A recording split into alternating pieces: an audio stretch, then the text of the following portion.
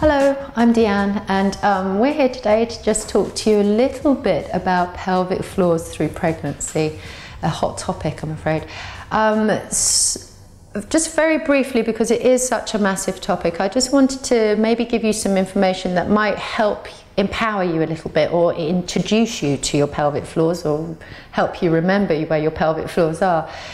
The whole lining of the pelvic floor muscles attach from the front of the pelvis to the back, and they create this platform, or a kind of sling, if you like, from the front to the back. And this usually holds all of the organs of the pelvis, or your sexual organs, or the lower abdominal organs inside. And that's usually kind of been held inside with the tension or the tone of your pelvic floors and the actual sphincter muscles of vagina, urethra and back passage.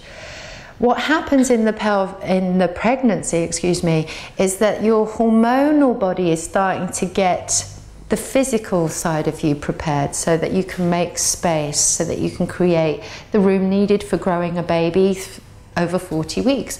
And as you can imagine, that starts to get a little bit more taxing for the body as you get further on into the pregnancy, and the pressure is immense. It can be quite strong. Know your pelvic floors. Know initially what kind of pelvic floor condition you have, whether it's a weak condition, if you feel that they're not particularly strong, or if you know that you've been working for years as a dancer or Pilates, or working consciously with strengthening your pelvic floors. Know that about yourself as well, because there has to be a happy medium.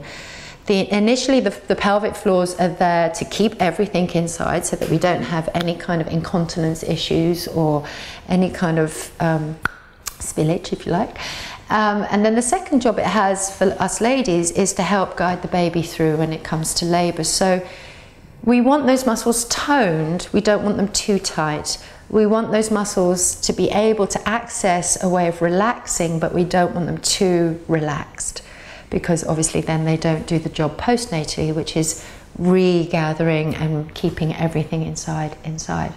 So usually the job of the pelvic floors controls your urination, any kind of going to the toilet, any kind of sexual relations that you're having. It really helps create also a strength in the lower body.